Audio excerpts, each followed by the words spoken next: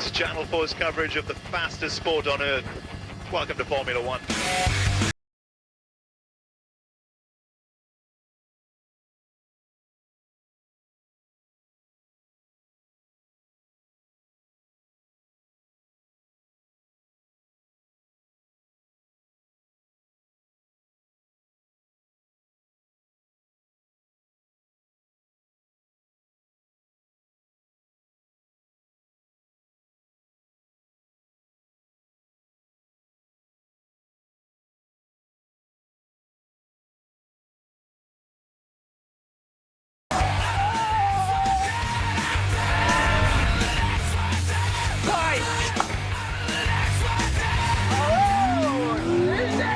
I saw Captain Farrell and money he was counting.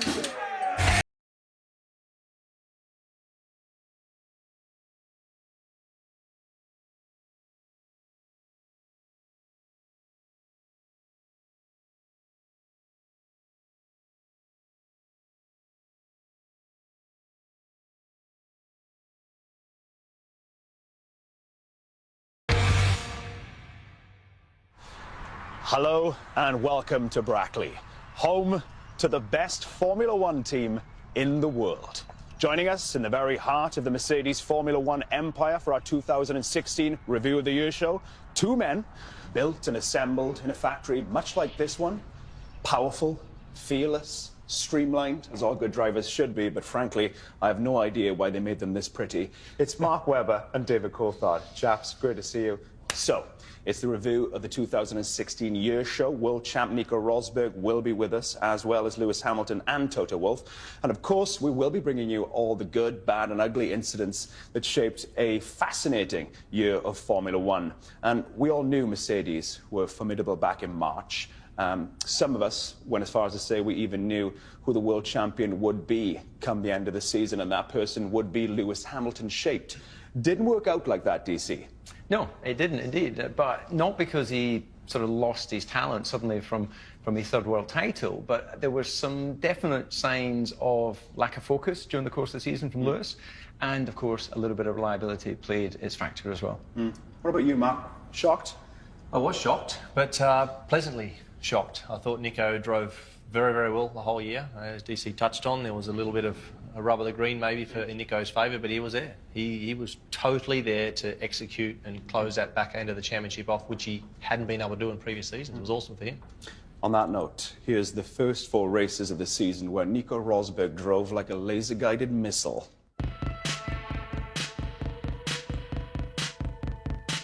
I'm actually a fan of Rosberg's. I'm interested in the character, the person, the speed and the talent. I don't think anyone at the start of this season would honestly have thought that Nico Rosberg would beat Lewis Hamilton for this title. Lights out, away we go for the season opener. Good start from Vettel. Hamilton's down in what, 5th place, I think. This race is looking good for Nico Rosberg. He just nailed it with a strategy in the end. Nico Rosberg wins the Australian Grand Prix. Awesome, guys, awesome. Over the past few years, you might doubt whether Nico Rosberg had that resilience. Rosberg making the perfect getaway. It's really the start that sealed it. Hamilton in contact there with Bottas at the first corner. Nico Rosberg wins in Bahrain. Back-to-back victories to start the season. He seemed to just simplify everything. He wasn't thinking of a championship. He was taking it race by race. Lights out, away we go, and Rosberg gets off the line, but Daniel Ricciardo uses those super soft tyres, and he's gained an advantage at the start. Diving up the insides, Kvyat, contact!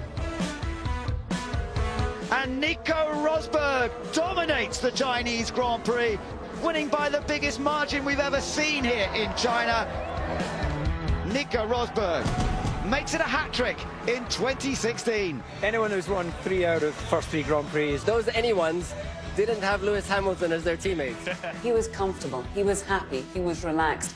Lights out, away we go. Rosberg versus Bottas off the front line, and Rosberg makes a good start.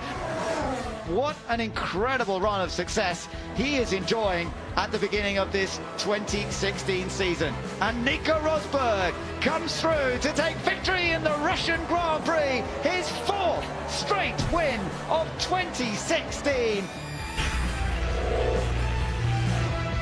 And yet, after all that, some thought it was still a long shot that he would walk away with his first world title. He won the last 4 races because Lewis had some bad starts. Lewis's car was a mechanical mess. Was it only Nico who thought he could win this thing? Probably, but you can't do anything but win, right? So if your teammate's having some tricky moments, Nico did everything he could, mate. He went out there, he delivered all the starts, he got his season off to tremendous foundations with a huge chunk of points, and carried on the 15 for me to 16, and off he went. Brilliant. Who would have thunk it, DC? Well, Nico is an incredibly fast racing driver. He always has been. But the fly in the ointment has been the fact that Lewis has been a more instinctive racer. And that's what has made it very difficult for him to achieve this title. He took the opportunities that were presented to him, and in the end, he had more points. So you can tell how much it took out of him by the fact he's walked away, not only from a chance to defend at such a young age, but in the business side of things, you know, he's walked away from a huge financial legacy as well, a contract that was already signed. Well, as Nico drove like the devil himself during those early races, controversy was brewing behind the scenes. I know it's painful for all of us to relive it. We've buried it deep, but it's time to talk about what we went through together. Here's the qualifying fiasco. Qualifying day in Australia is always greatly anticipated by fans, teams and drivers. I'm excited to get going, you know. It's the first real chance to see this year's cars pitted against each other. The change of the qualifying format at the start of the season showed off the worst in Formula One to me. This year, the FIA introduced a new qualifying format with the aim of creating more excitement and livening up the races. It had some logic to it. The idea was to knock cars out bit by bit as we went through each session. It didn't work. But of course, what it didn't allow for is the fact that in Formula One, there's a limit on the number of tyres that people can use. So the reality was people went out, set their time, used 2 sets of tyres, had nothing left to use, and we all sat around and waited. We've got the best drivers in the world with the most advanced machinery in the world. Let's just see them go out there and try to beat each other for the quickest lap time. My engineers said that this was going to happen. They said that we told the FIA this is going to happen. It was an absolute schmozzle. After a meeting of team bosses on race day, it was announced that qualifying would revert back to the old system with immediate effect. If it didn't work, we would hold our hands up and revert back. We should apologise to the viewers and the fans for not putting on the show that they deserve, and we should change it quickly for the next race. However, it looks like the teams jumped the gun. They don't make the decisions. They give opinions. Sadly, for whatever reason, Formula One decided we had to do it again. So we did it again in Bahrain, and after that, thankfully, we went back to the old system. The old qualifying format is back with a vengeance, DC. Thank goodness for that. It wasn't just mayhem off the track. Race 1, Melbourne, saw one of the most terrifying crashes in the modern era.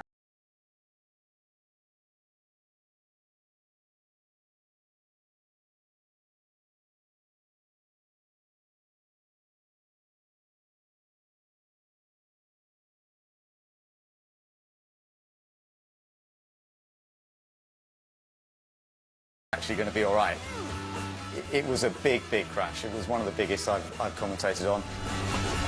My goodness, there's been a huge accident. The speeds involved in Formula One, sometimes we don't realise until we see an incident like that. And the sheer...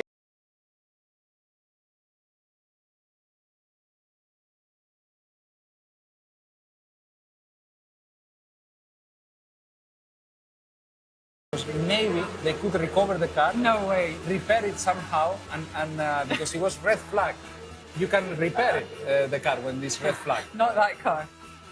DC, my goodness, he was a lucky boy. Yeah, the racing gods were shouting down on him, just the way the car rolled. You know, actually having an accident that travels a distance is good for a racing driver because you don't have that big impact. But the way the car went in backwards to the gravel, that meant his head was protected. And he was able to get out, walk away, and think he was going to re-enter the race. Madness. But, of course, this is F1, and sometimes failure for one is opportunity for another. Damaged ribs for Alonso meant Stoffel Van Dorn got a shot in the hot seat in Bahrain. The outcome, McLaren's first point of the 2016 season, a truly brilliant achievement. Very interested to see what Stoffel Van Dorn can do in the 2017 season, Mark. Yeah, no, he's the real deal. Really like him. Great pedigree through the junior categories. He's got a bit of gusto about him too. He doesn't mind a bit of wheel-to-wheel. Also quite, I think, technically very sharp. So that's going to be good to see him come through in a relatively under-the-radar position for me. OK, yes, it's a McLaren, but I think the team is still growing. He's going to come with that team, and let's hope he has a cracking future, because we need guys like him to go with the Max Verstappens and the Daniels. Yeah. We need this new generation coming in for us to be excited about. I'm excited, generally, just to say the word Stoffel more often. Wonderful word. All right, join us after the break. The Hamilton strikes back.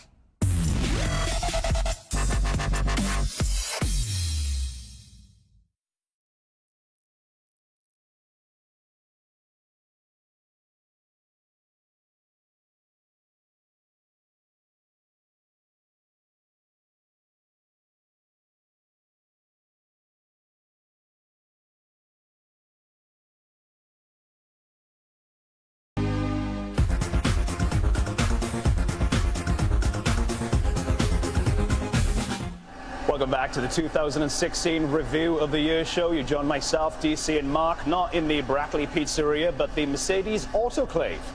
Steve, what's an autoclave? It's a good question. An autoclave is basically a big oven where they bake a Formula One car. 60 minutes, 240 degrees, gas mark 7. That's about right, DC, yeah? It is indeed. You know, the remarkable thing is, a Grand Prix car, before it gets to this solid piece of carbon, starts out as a piece of cloth. So if it wasn't for these autoclaves, you wouldn't have that engineering art that we know as Grand Prix cars. And without that explanation, I would have thought Mark was holding a boomerang. There we go, mate. That's a piece of suspension of the championship-winning car, and it gets cooked to a beautiful little temperature, just like our little pizzas.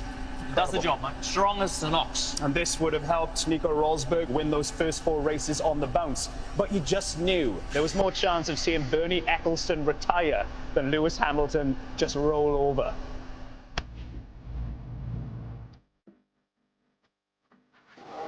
Look how Hamilton is already beginning to put Rosberg under massive pressure here. He's into second place, Lewis Hamilton. The team has said, right, Nico, you've had your chance, son, move over. And Lewis Hamilton takes his first win of 2016. That gives me confidence going into the rest of the season. The comeback has started. What a drive from Lewis Hamilton. Lewis Hamilton wins in Canada. Flew like a butterfly, sting like a bee. That was from Muhammad Ali. When I was 43 points behind, I definitely didn't think it was going to switch like this, you know? For Lewis Hamilton, the winning drought is over emphatically. Hamilton goes to the outside. Oh, contact. They touch. Oh, front wings gone on Rosberg's car. But it is Lewis Hamilton, unbelievably, who is going to win the Austrian Grand Prix. So frustrated. It's unbelievable.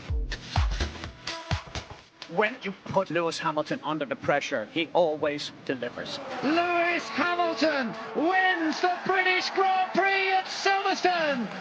Best weekend ever. Honestly, it was the best weekend of the whole year.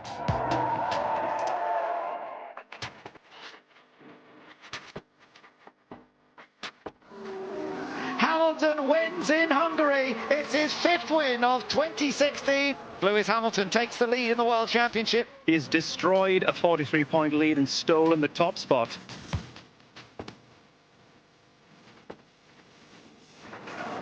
Hamilton wins in Germany, and he has won all 4 races in July. Fantastic job, guys. Well deserved summer break. Hope you enjoy it. Thank you. When we sat down way back at the Spanish Grand Prix, I remember saying to you, for 43 points, whatever, you can turn that round. And you sort of looked at me like, yeah, really. Yeah. But you did turn it round. Yeah, I did. You did turn it around, but you did come back. How much pride can you take from that? There's nothing you can't do. I think it's all in the head, and you just have to work for it. You just, sometimes it's harder than other times. And this year just proved myself actually, it's just one of those experiences again since that extends on from when my dad first put me in the boxing ring. I didn't want to go back in, and I went back in, and and I beat the kid. The support I've had this year, it's been growing and growing and growing over the years, but the real true strength and true grit I see in my fans at the races and through the messages they send me, that is incredibly powerful beyond your imagination. Silverstone was spectacular. The support was incredible, and I'll always remember crowd surfing. That was a unique experience for a racing driver, for sure.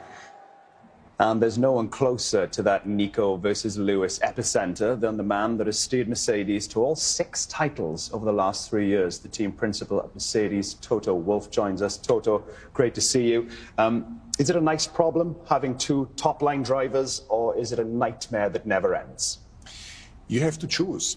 You can go for a number 1 and number 2 status and have maybe a bit of an easier life, or you go for 2 equal drivers, which we have opted for, because it gives more performance to the car. They keep pushing each other, but it needs more management.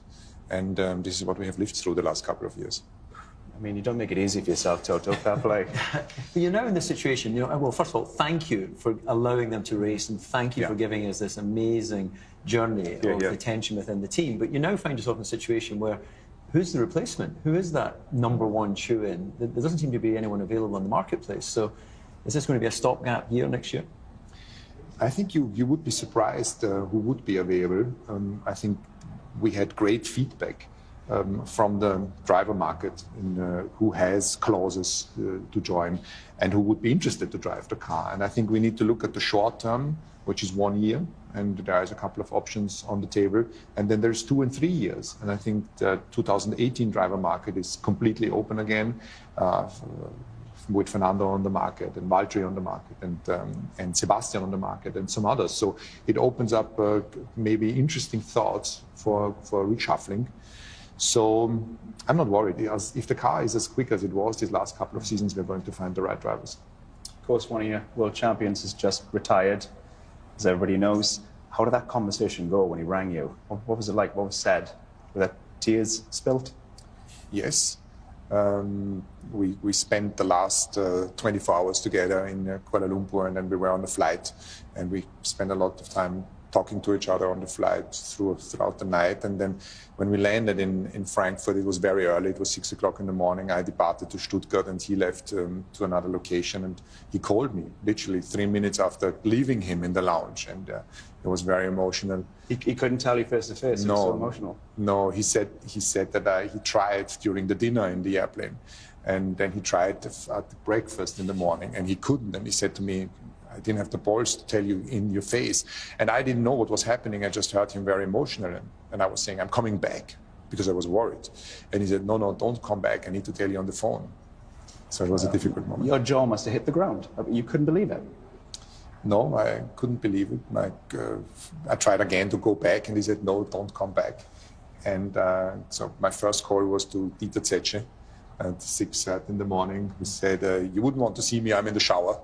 What's happening, imagining that there would be a problem maybe with the other driver, but not with Nico. And then I flew into Stuttgart, and we were due to have a meeting in Stuttgart with the board, and I met Niki at the airport, who picked me up, and I said, come with me around the corner, I need to tell you something. No, why can't you tell me in the car? I said, because there is a driver. And so we went around the corner, and he said, why do we need to hide at the toilets? So I said, I tell you the story now, you won't believe. Nico is retiring. And Niki was shocked. I can't use the words. No, not at this time of day. Not at this time of the day. And this is how it was. Extraordinary. It's all drama at Mercedes, isn't it? Amazing. Toto, thank you very much. More from the great man later on, but now let's take a break. When we return, the 2016 world champion will join us.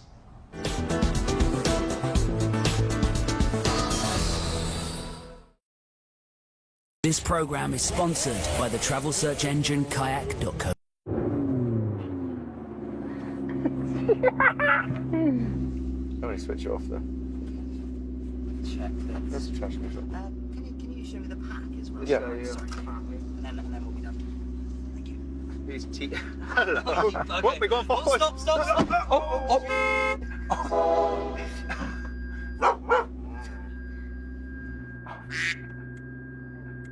Is it damaged?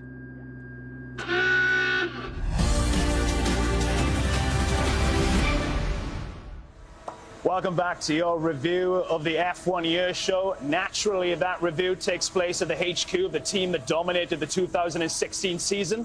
We are currently in the Mercedes machine shop. Now, this is where the big parts of those beautiful flying machines are made. In the old days, this area would have been full of lathes and grinders. simple tools, but now it's mostly computers. Thank you, Skynet. But it still has that pungent odor of oil and metal in the air. It's quite intoxicating. Mark, how many parts were made here in the machine shop this year? 27,000, mate. Whew, that's extraordinary. DC, how many parts might have come through goods in here at Mercedes this year? I'm glad you asked me that. It was 2.8 million parts, all for 2 cars to do 21 races. Or in the case of Mercedes Grand Prix, 20 races. Remember Barcelona? Cheeky. You see, what a great conversation that was. It's good to talk. You can learn things. Communication is very important. Is the handle the normal? Is it the same like last race, let's say?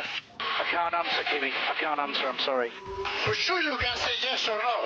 I can't, Kimmy, I can't. The radio rules had all of the right intentions, but it just became way too complicated. We had the remarkable race in Baku where Lewis Hamilton had the wrong setting on the car and couldn't change it and couldn't be told what to do about it. Can I not reset this thing? Okay, Lewis, so the problem appears to be with the current mode that you're in. It's ridiculous, guys. I don't know. Looking at my freaking dash every 5 seconds, trying to find a switch that's in the wrong position. I'm gonna try and change everything. We don't advise that, Lewis. Then we had the British Grand Prix where Nico Rosberg was struggling with the car. Avoid 7th gear, Nico. Avoid 7th gear. They're telling him what to do, so how does that work? So that got people talking a lot. I would accept ban for life, or at least the rest of the season. I think we should be showcasing that a team can give a driver some advice on an engineering issue, which then gets the car across the line. They loved it with Apollo 13. It brought the crew home safely.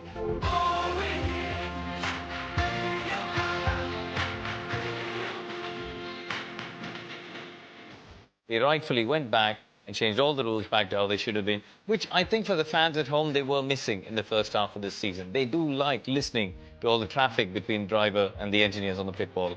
Are we safe? We are safe. Can I go for a wheel? I can't answer, I'm sorry. Moving on. Once upon a time, there was a boy child who was dropped into our laps in 2015, a gift from the F1 gods. By 2016, the young prodigal would come to spread joy far and wide in the kingdom of F1. His name, Max, son of Jos. Max Verstappen has been an absolute phenomenon. Verstappen trying to go around the outside. He's there, but can he hold the car on the road? Yes, he can. Oh, again, it's absolutely breathtaking control there. That infamous driver swap. Max Verstappen has been promoted to Red Bull. On Monday, I got a call that I had to go to Austria, so I knew that something was going on. And I was like, you know, what are we doing here? You know, it's like, why do we have to come all the way to Austria? I thought it's just a lunch. And then, you know, during the lunch, everything just, you know, we started talking about racing again.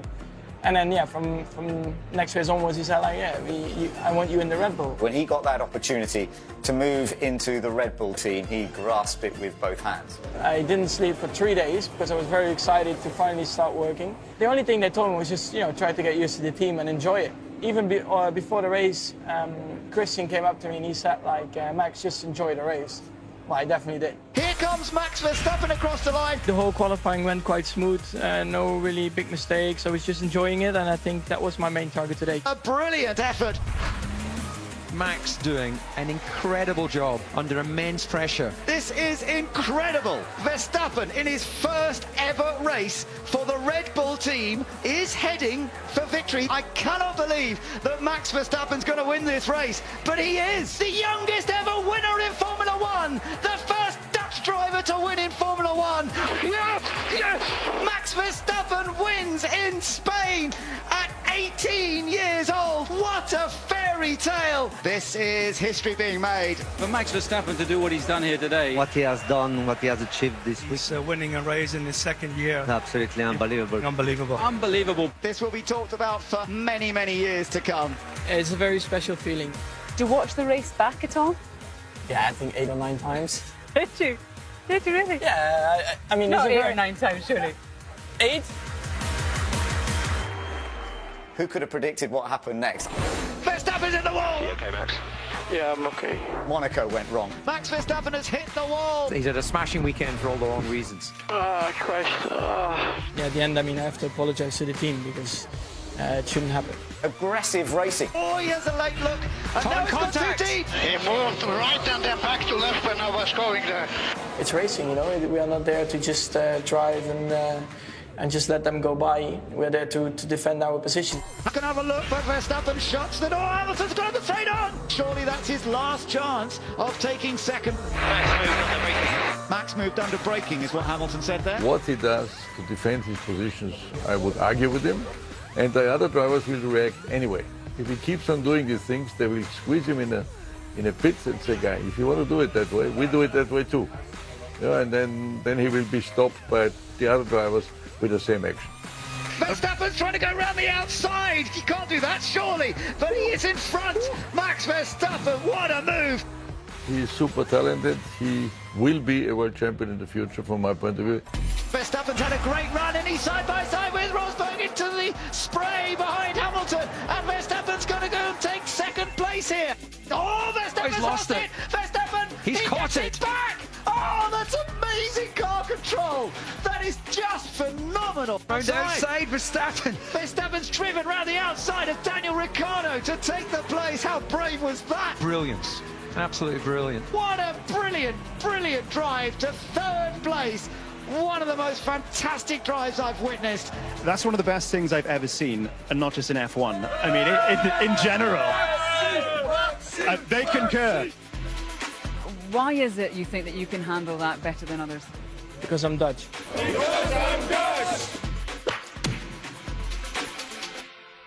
I'm just going to say it. Let's be honest. 2016, in general, outside of F1, has been just a dreadful year. So for me, Max Verstappen has been a beacon of joy and light.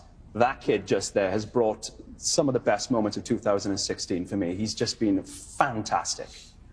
Yeah, the joy of seeing young talent emerge onto the world stage and not follow the path that's been laid down by the greats before. And, you know, for me, the moment that stood out in the whole season, we go towards the end and in Brazil, when he was driving in the wet on racing lines that just seemed like madness at the time. You were waiting for the crash that was all, you know, history would dictate was going to happen, but didn't happen.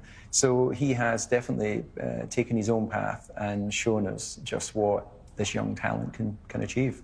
What was it like watching that Brazilian Grand Prix? Mate, I was like this. It was nerve-wracking. I mean, like DC said, the lines he was using, like it was so wet in that last sector on the outside, and he was using that because he said, so I can see where I was going.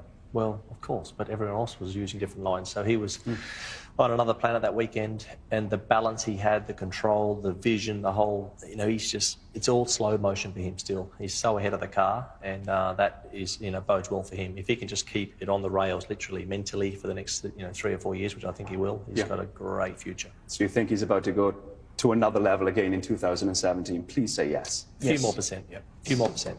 All right, let's get back to the two men who, when they weren't dazzling us with the best driving in the world, they were dazzling us with the worst driving in the world. Their insurance premiums must be through the roof.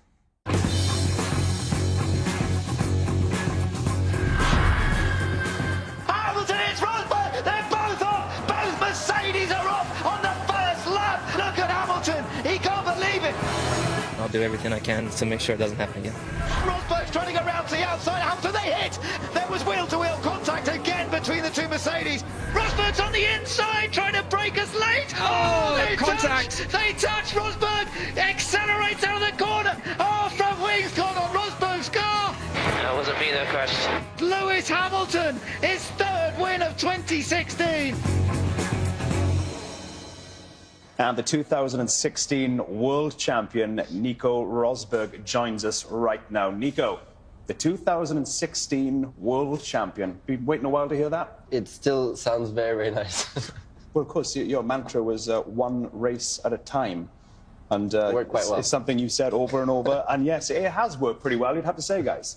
Yeah, what was interesting, you know, I didn't know at the time if you were just doing that to sort of bat away the media, because you're having to deal with not only wonderful Channel 4, but all of the other foreigners and what have you there, or whether you truly believed it. But that really was. It's both. Yeah. It's, you know, whatever you say and do becomes reality as well. And the best way for me to perform is to focus just on the moment and not think about big picture and what if, you know. So it's really both things coming together, and it really did work for me to keep my focus. And what about early in the season, Nico? For me, you obviously had that blinding start with all those wins at the start of the season, but I thought I got sometimes frustrated hearing you talk that you would also, you're performing so well, but yet you were still talking Lewis up nearly, not back into the game, but I was sort of thinking, come on, look, Nico, you don't need to be that polite to Lewis. You know, you are winning, you're doing it on your own back, but you're saying, no, he'll be back, he'll be back, he'll be back. Was that really for you, external as a message, or internally, or what was your messaging? Oh, it's just reality that I wasn't now starting to think, okay, this is going to be an easy one, the championship is mine. Reality was that we always go in momentum somehow, Lewis and I, you know? So I had the momentum, and then it was clear that it was going to go back to him, and that's the way it came as well then, yeah. And he had a very strong run before the summer break, and that was very, very tough for me also, because I had such a big lead, and then he pulled it all back and got into a lead of 19 points himself. And he had such a strong form at the time. So then it was all about, for me, using the summer break to really make the most of it, because I knew I had to come back the strongest I've ever been. Clearly, there's a lot to talk about. Let's take a quick break. Still to come, we talk Ricardo, Ferrari. We've got plenty of hits for you, Nico. There's going to be a lot more to talk about. We'll be talking about Ricardo, Ferrari, and there's more from the world champion on Lewis, that final race in Abu Dhabi, and his jaw-dropping retirement.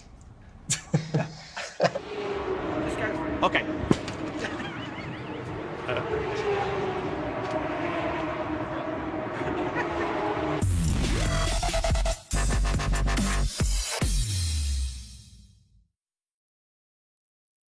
What do the Welsh have as a sort of famous export? Welsh rarebit. Cheese on toast. You're welcome, world.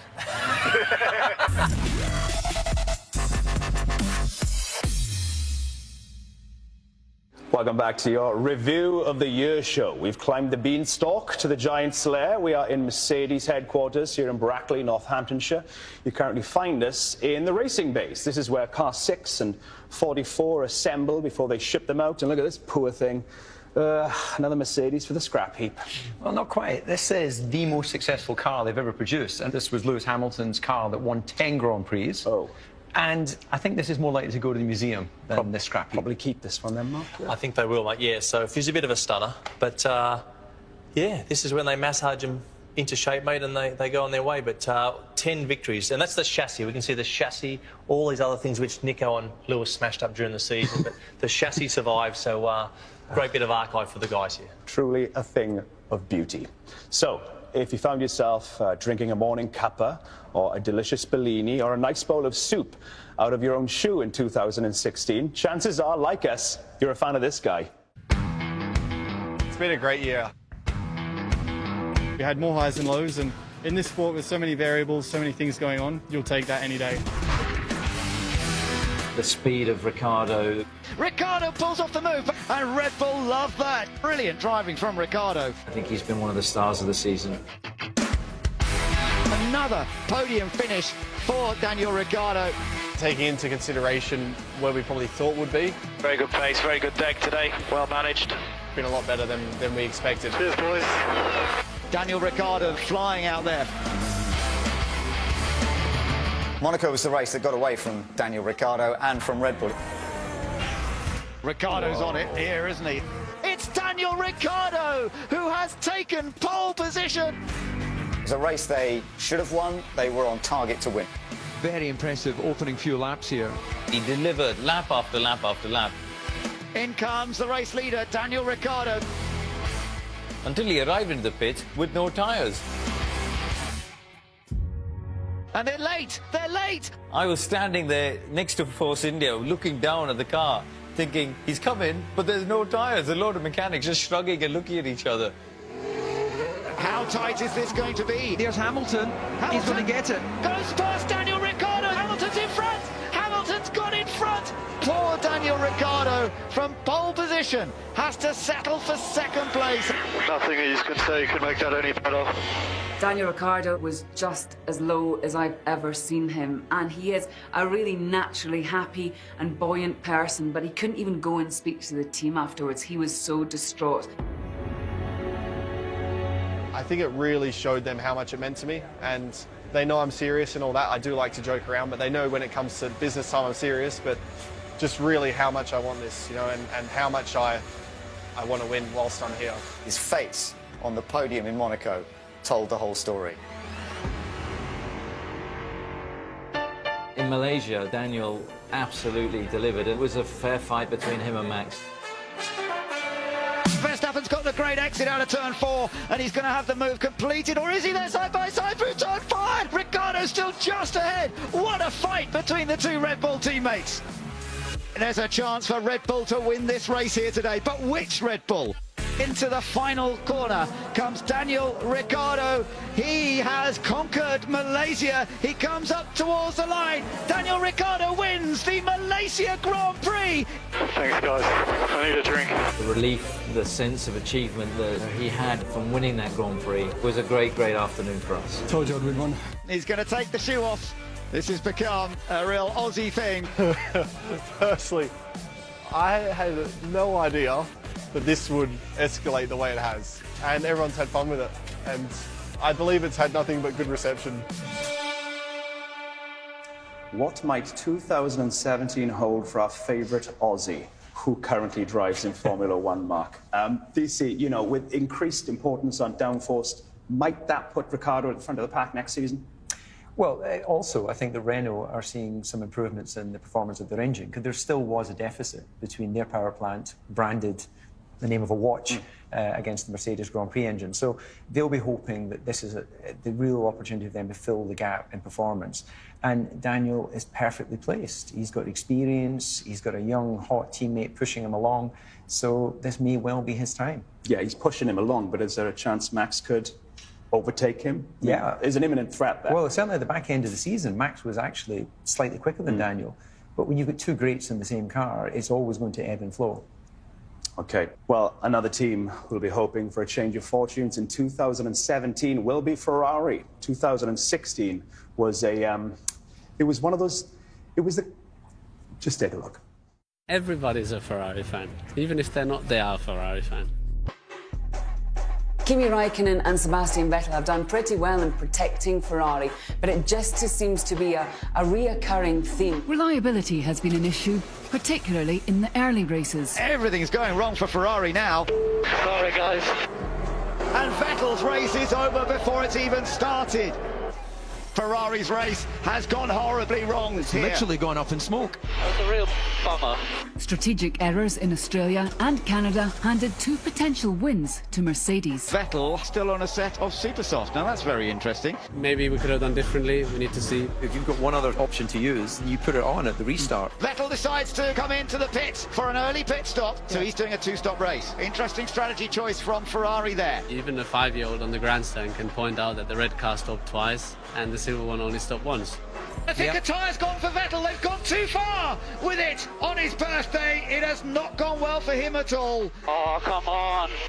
Show me a box I let you know. And they're busy trying to work out their strategy here. Not there, they're not. Well, yeah. If you're good at strategy, apply for a job there because they need one. That's the 4th time this season they've dropped the ball, DC. You wouldn't bet against being a 5th by the end of the season. And he's gone to a set of soft tyres. Now, we wondered if they might do that, Ferrari. And Hamilton's got in front of Vettel. 56. First corner incidents in China, Russia and Belgium have really cost the team points. Contact with Raikkonen. Okay. Vettel in contact right in the middle of it. He hits the wall. Somebody hit me in the rear. Vettel gets hit by Raikkonen. Oh, there's a little bit of a touch. Contact with Rosberg. And then, of course, who could forget Mexico? There's a chance for Vettel to take 3rd place. He has to let me go. Okay, copy, stay calm. He's a... That's what he is. That's a step too far. He's just backing me off into Ricciardo. Here comes Ricciardo. Ricciardo's down the inside. They lock up together. They touch. You know what? Here's the message for Charlie. Oh, honestly. Oh. Mamma mia, what the hell is going on?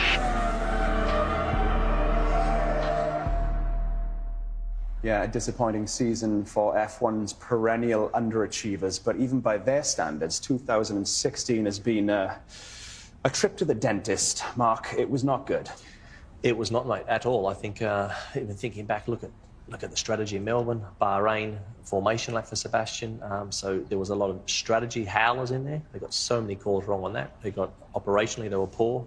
I think then also they lost Sebastian a little bit mentally through the season, so he was starting to see that the season was slipping away. So then he was like, honestly, honestly, a lot of traffic. There was a lot of honestlies, wasn't there? And there was some language. He was frustrated. So then the beacon of the team started to struggle.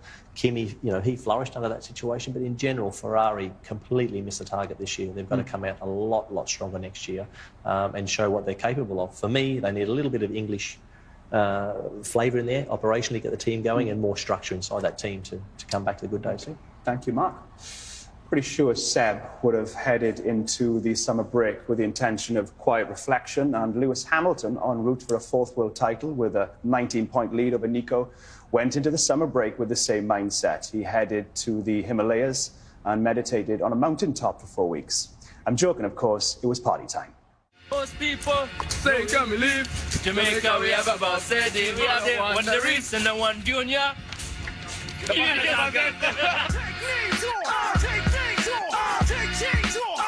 BMX bandits on road.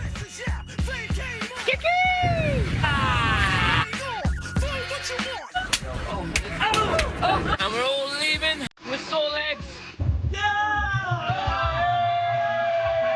So, I'm here. Finishing up the morning workout.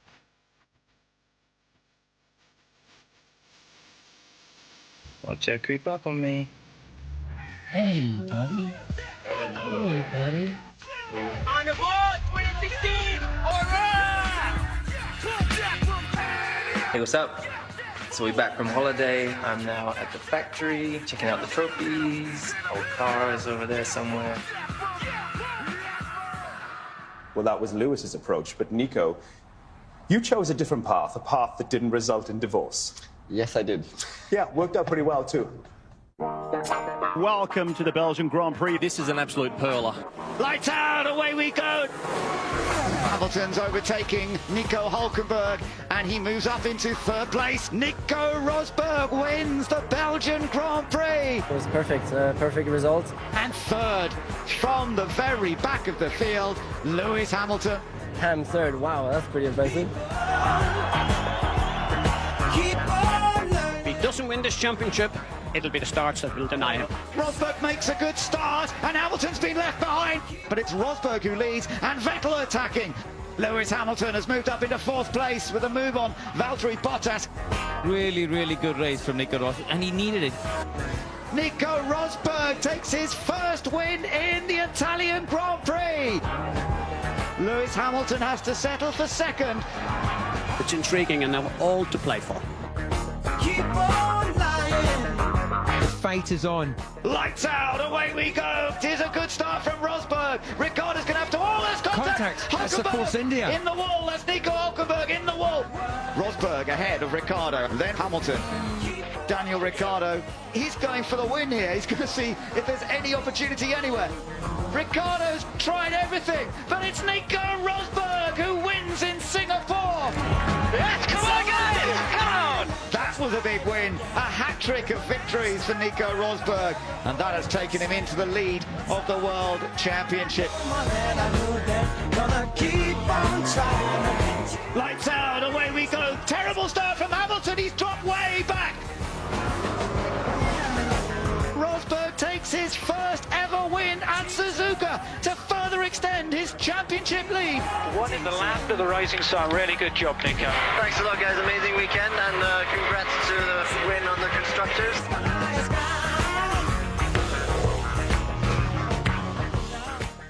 So, Nico, what did you do in that summer break that resulted in you driving like a man possessed on your return? I mean, yeah, I really gave it everything. So it's really two key things this year that have helped improve my performance. One was mental training. So I really dug in with a mental trainer, got into meditation and all these things. And that really opened up a world for me, which was really cool for performance. And also go-karting. Because I always think, we don't drive much. And I think it must help to be behind the wheel driving something, to practice my skill. And I drove so much that I'm just as good as I used to be in my prime when I was 14 years old when we were racing with Lewis. So that's really the two things that helped me for sure a lot. Wow. You're not new to Formula One, so you're battle weary in terms of having done this world tour for more than a decade. So where did you find the energy to put that effort in? Because, as you know, rest is a big part of training. It seems that you just took it to another level. the energy really came from the 2 losses to Lewis, 2014 and 2015, because they were just very, very, very tough experiences for me. And as a result, I found motivation that I didn't even know I had, and it's really thanks to that. And the turning point came in Austin last year, because after that loss there, and the way I lost it, it was a very, very difficult time. And from there on, I said, no, I don't ever want to experience that again. And I really put... And that was you picking yourself up? Or yeah, was that that's me. No, that's me. That's something that I can even be a bit proud of, maybe, that I've always been able to come back from very difficult moments, come back quite strongly and learn and improve, and it's been nice for me to see that. Incredible. Well, let's take another break. More from the world champ on the other side.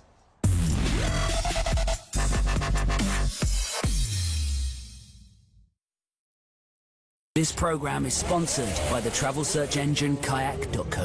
I would walk 500 miles and I would walk 500 more just to be the man who walked 100 miles. 1,000 miles. 500 plus 500 is 1,000.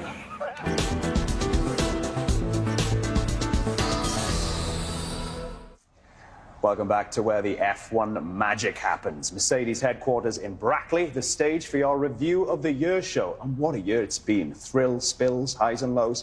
For example, we said hello to a brand new world champion, and then a few days later we said goodbye to a brand new world champion. We will be speaking to Nico about his surprise retirement a little later on.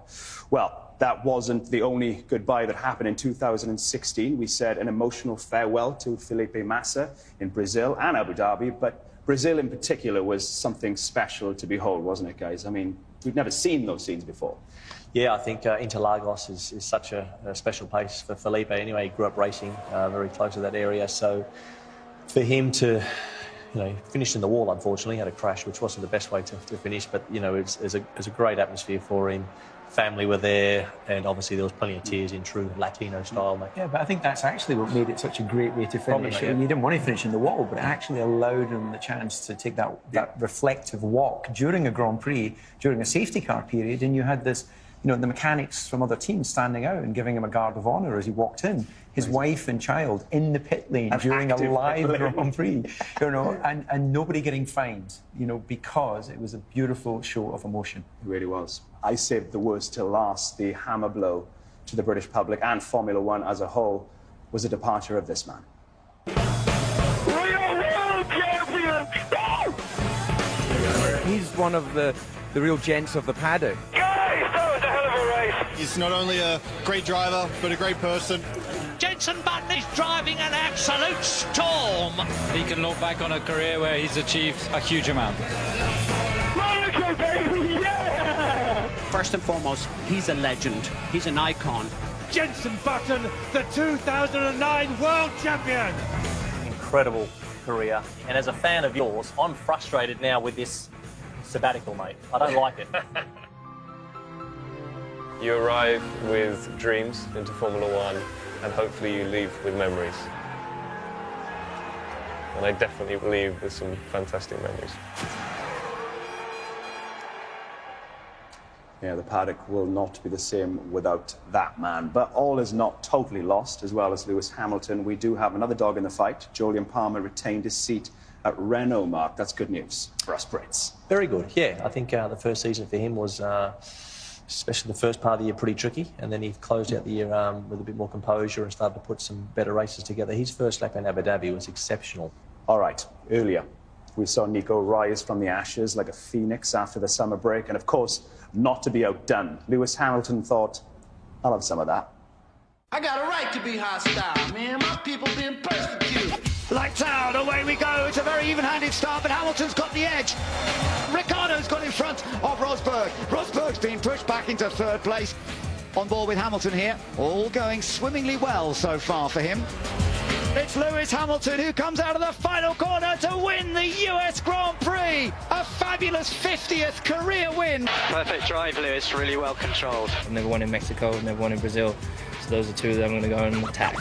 people say, yo, Clip, you and S1W, get to the east side. We got Lights out, away we go, and Rosberg's made the slightly better start. Hamilton locks up. Rosberg got a chance side by side with Verstappen. Hamilton right across the grass, has to cut through. Rosberg still fights off Verstappen. He's got out of there in second place. Whoa, he goes down the inside. The inside, he locks off, gets sideways, and Rosberg gets back in front of him. What a dive that was. Sorry, Ben, I did not expect that. And Lewis Hamilton wins the Mexican Grand Prix to keep up the championship challenge. Nico Rosberg finishes in second place. get down. So the profits are raised. Then you kick it like this. The stage is Interlagos in Sao Paulo, and the penultimate act of a season-long drama is about to take place on a very wet surface. Hamilton is just doing a fantastic job. It's a Hamilton masterclass up front at the moment. Rosberg, oh my goodness, he did well to hold that. Lewis Hamilton comes through to win the Brazilian Grand Prix. He's done it, and he keeps the championship alive into Abu Dhabi. Woo-hoo-hoo! Yes! Brazil! I know and people know that, I've been strongest this year, and perhaps without the issues I'd have had, I would be in a much, much different position right now. The people say you're quite hostile.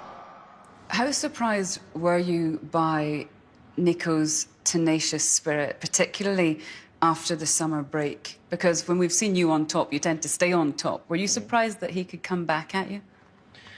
Not really, because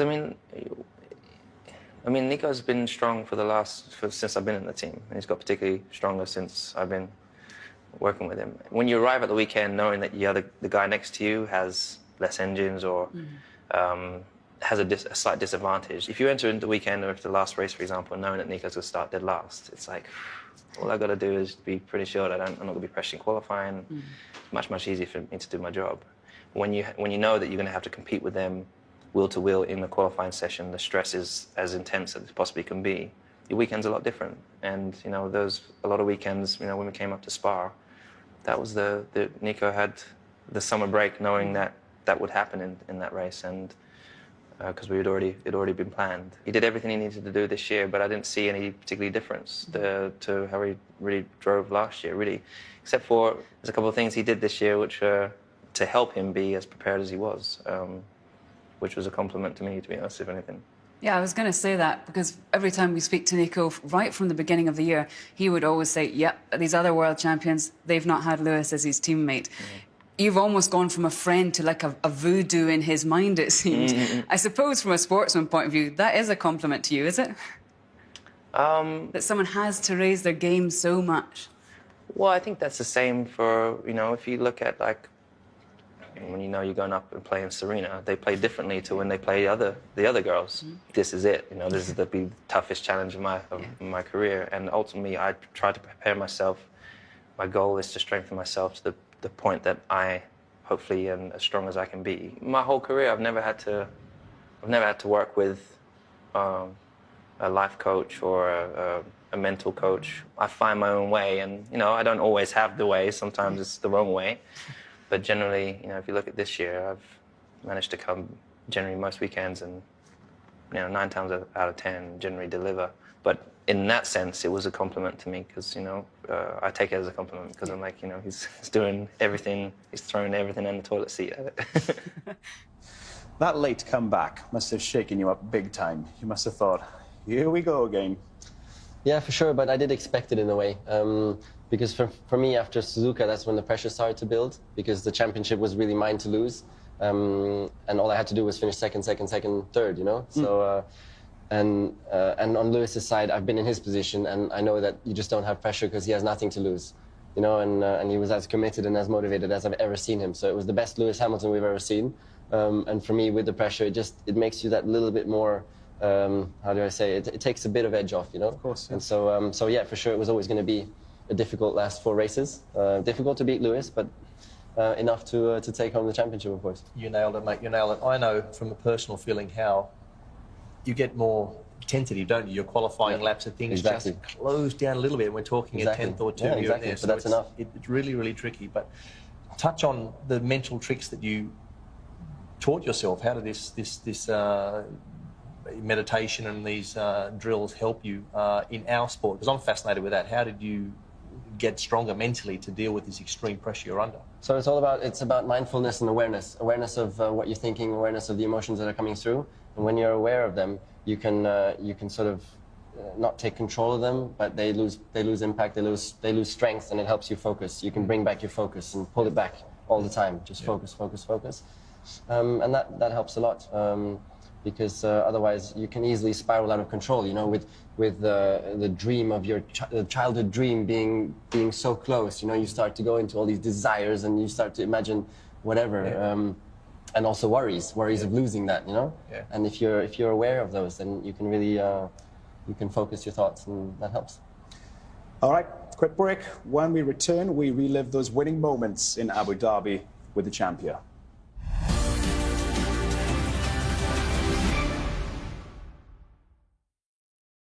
This program is sponsored by the travel search engine.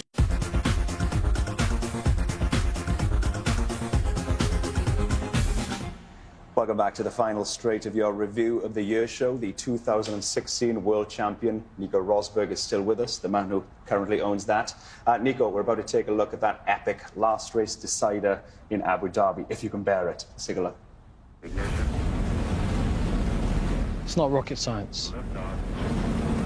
That would be against F1 regulations. No, it's not rocket science.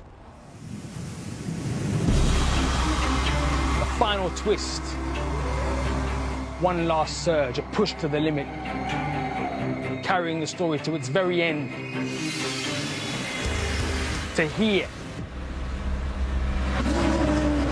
not rocket science, but an intricately woven soap opera that now reaches its series finale. Lights out, away we go. Hamilton makes a good start, but so does Rosberg. Oh, round goes Verstappen. You get the feeling he could be going faster if he wanted to right now. Hamilton is backing Rosberg into Raikkonen. He's chased by Nico Rosberg, who's doing enough to win the championship at the moment. Rosberg's having a go at Verstappen down the inside. Oh, they almost touch. Lewis, this is Paddy. We need you to pick up the pace to win this race. That's an instruction. Paddy, I'm actually in the lead right now. I'm quite comfortable where I am. Paddy, I'm in the lead right now. I'm quite comfortable where I am. He's doing his own thing. Right now, I'm losing the World Championship, so I'm not really bothered if I win or lose this race. Lewis Hamilton is going to come through to win the Abu Dhabi Grand Prix, but Nico Rosberg is the 2016 World Champion. He's done it.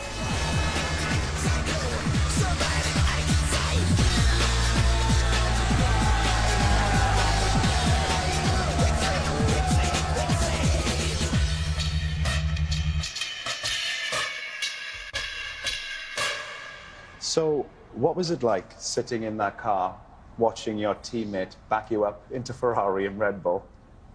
It was one of the most mentally intense moments I've ever had.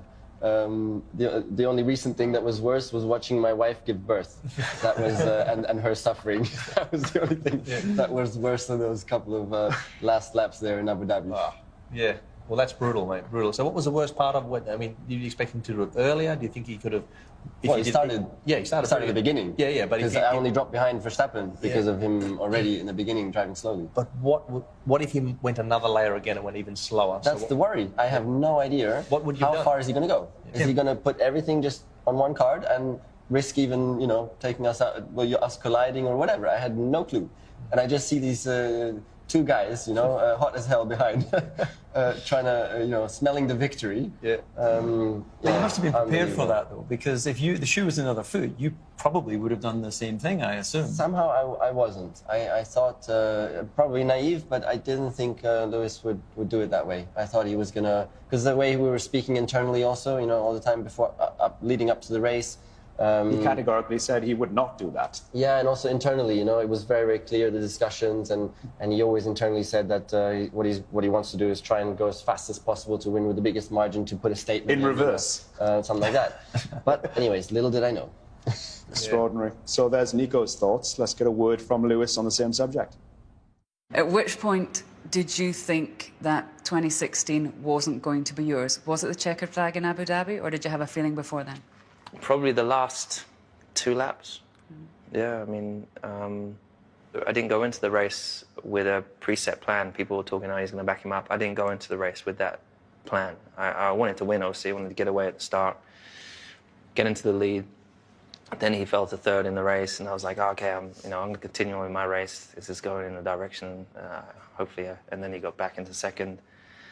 And I was like, I've got enough pace here that I can just pull away into the distance. But what use is that for me? I want to win because I'm the best. The most satisfying thing is when you know the other person knows that you're better. And that's my goal, every single race. But in a situation like Malaysia, for example, where I think there was nobody watching that race that didn't feel for you. Hamilton's engine has blown! His race is run here in Malaysia! Oh, no, no! And then when we chat afterwards, and quite often it is heat of the moment, but sometimes you've sounded, I don't know, paranoid's probably not the right word, but just uncertain about what was going on with the engines, with the team. Yep. Has that all been talked through and you feel comfortable and happy now? I think for me, it's certain actions and things that are said from certain individuals that lead, this is just becoming it can't be a coincidence that all these things have happened, but I truly believe that the team did everything they can to help me win this year. And next year we'll speak to Toto and say, look, I don't want my guys being changed. I want to keep all my engineers. There's not a single person that needs to leave. All my mechanics. There's not a single person that needs to leave. There's like at least one thing that they changed into the year, which they didn't do on the other side, which needs to change. And I don't know why they did that. But otherwise, yeah, let's go racing. I'm committed. Hopefully they're committed to me. Hopefully, I'm now their only world champion. So, hopefully they respect and appreciate that. And the commitment that I'll put into the next years. Lewis still looking for some answers. But Nico, we'd all like an answer from you about when did you decide to retire? After the last race. At what point, what exact point did that notion enter your mind where you thought, no, I'm not doing this again? Well, I started the thought process when winning the World Championship became a real possibility, which was after Japan. Well, why would you want to walk away from being able to go out there, defend your title, financial rewards of all the hard work, because it is the business of sport as well. It's very difficult for racers like myself and I guess for the general public to know, with youth on your side, you've decided to say, okay, that's enough for me. Well, it wasn't an easy decision, that's for sure, because it's a big life change. The financial part, I've never driven for the money, so that didn't even come into my mind during all this thinking process and making the decision. It just feels right to me because I fulfilled my childhood dream. It's my mission completed. What I've thrown everything at it in racing for 25 years now, and it's really job done, and that's how it feels to me. I feel fulfilled in a way. I've ticked all my boxes. One was also winning Monaco, winning the World Championship. Not 5 times, 1 time, and it feels right for me to, I'm at the top of Everest. That's how it feels, my Everest, and it just feels right to leave it at that, and move away and go into other things. This life has so much to offer. I have so many other passions and projects ongoing, and for sure one thing is going to be dedicating a little bit more time to my family, because when you do a sport at the highest level, family and everything else is completely, put behind. You can only focus on the sport. So for sure, I look forward to spending a bit more time with them, and let's see what other projects will come up. For sure, I need something to continue fighting, and have the adrenaline. But yeah, I'll find that definitely. Let's live in the moment. And right now, you are the 2016 Formula One World Champion. Let's take a look at you being awesome, shall we? Nico Rosberg wins the Australian Grand Prix. Nico Rosberg wins in Bahrain. Nico Rosberg makes it a hat-trick. Statistically, he should go on and win the championship. Nico Rosberg comes through to take victory in the Russian Grand Prix. His 4th straight win. biggest thrill, of course, beating Lewis in a direct fight. Nico Rosberg becomes the winner in Baku. Yeehaw! Thanks a lot, guys. Awesome. Nico Rosberg wins the Belgian Grand Prix. Perfect result. Rosberg takes his first win in the Italian Grand Prix. Look at me! Nico Rosberg wins in Singapore. Rosberg takes his first ever win at Suzuka. Nico Rosberg is the 2016 world champion. We did it! Incredible stuff. And now Nico's old boss joins us, Toto Wolff. Toto, welcome back. How are you going to replace this man? How do you replace a world champion? Very difficult, because there were so many things he did for the team since 2010, but especially those last couple of years. The combination of the two drivers was extremely beneficial for the team. It was in terms of giving us direction on the development throughout the weekend, being the calm side of the garage. And you need to somehow find the balance between the two drivers, and it functioned very well between Lewis and Nico, and that is the tricky bit now. Nico, when you rang up in the race and asked about maybe having the team flip the positions, was that something that, again, was lightly spoken about before the race? If there was any tactics that Lewis displayed like that, it could be a flip, or was it something you just tried on and thought? What was your idea with that? It was sort of my shout of desperation. We did it in Monaco, you know, so I also started that conversation saying, I know this is going to sound very stupid. Yeah. I said that on the radio. I know this is going to be very stupid, but if there's any chance, do consider the option, to make sure that the team wins the race, to switch us around. But of course, I knew that was never going to happen. Yeah. But in a moment of desperation, you sort of try everything. Fair enough. Actually, a question for Toto on that, because we heard the radio message, first of all, for Lewis, maybe to speed up a little bit and make sure the team could get the 1-2. First of all, I think came from his engineer, then Paddy went on the radio. Do you deliberately keep a point where you wouldn't engage in that open conversation, or Nicky wouldn't get involved? Because you're the more senior people in the team, and presumably he would respond to that. Yeah, if I would have that button, I would get emotional, and that wouldn't be good for the image of the team. But I think that it needs a little bit of context. When we invented the spirit in which we go racing, and we reshaped at every beginning of the season, the most important is to win the race. And Nico gave up his position in Monaco, and Lewis went on to win the race, because on that day his car wasn't the fastest. I remember Lewis saying after the race what a gentleman Nico was in really doing that and respecting that. Now, fast forward into the last race, we've talked about it in the strategy meeting in the morning, about the various ways of fighting. There was never a discussion around punching anybody up. It was about how can we win that race, because we think that the Red Bulls and the Ferraris are at risk. That was maybe a point of view which was not realistic, but we never at any moment had a doubt that it would go in this direction. And I think if you listen to Nico, a call that might sound naive wasn't at all naive, because it is what we discussed in the morning. So it didn't come into our mind that he wouldn't be following what we discussed in the morning. And from then on, we had a chain reaction of things which in hindsight we could have done better. I feel Lewis can improve a lot listening to your tone, voices. I mean, if he's not around, David and I, we can come back, mate, right? Yeah. We can come back. There's 2 seats. If there's 2 seats after tomorrow, then we'll give it a chance. Yeah, I'll consider okay, you. That's good. Toto, this may be the last time our viewers ever see both of you on screen together, at least for a while, at least. Well, at least for a while. What's the last thing you'd like to say to Nico and vice versa here in front of our dear viewers? We had so many conversations in the last couple of days that were very special, and the last couple of years were very special. There's nothing more to say than thank you. Big contribution to the team, big contribution to the success. You happy with that? Vice versa. Thank you very much. Toto instrumented led this team and has allowed me to achieve and fulfill my childhood dream. So it's a big thank you back, of course. Nico, Toto, congratulations on a spectacular year in Formula One. I hope 2017 and beyond is a cracker for both of you.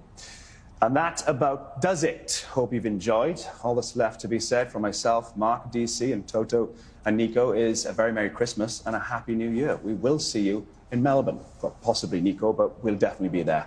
Dankeschön.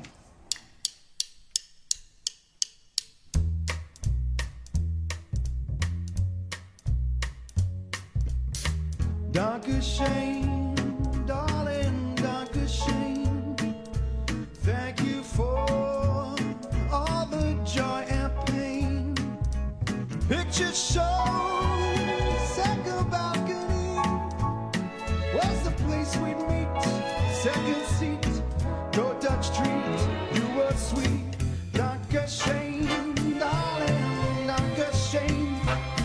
I wanna thank you for walks down Lover's Lane. I can see hearts carved on a tree. Let us intertwine for all time. Yours and mine, that was fine. Dankeschön, darling, Dankeschön. I wanna thank you for seeing